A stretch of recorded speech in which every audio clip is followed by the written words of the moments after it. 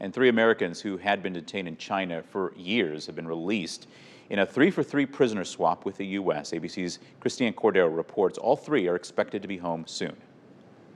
Just 2 weeks ago, President Biden met with Chinese President Xi on the sidelines of the Asia-Pacific Economic Summit. Among the topics the two leaders talked about was the fate of 3 Americans held prisoner in China.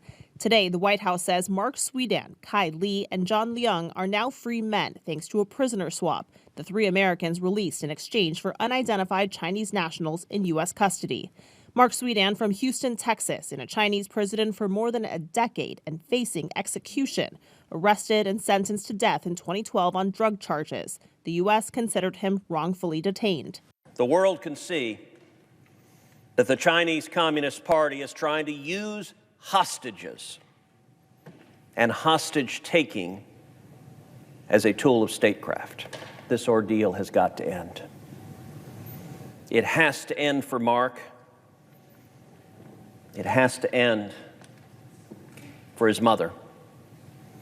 It has to end for his family. Kai Li, a Chinese immigrant from New York, detained in Shanghai in 2016, accused of spying. John Leung also convicted on espionage charges and sentenced to life in prison.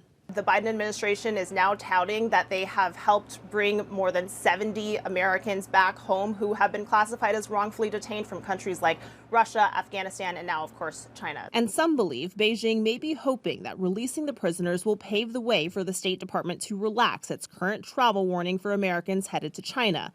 For President Biden, a chance to point to a rare diplomatic agreement with China as part of his legacy.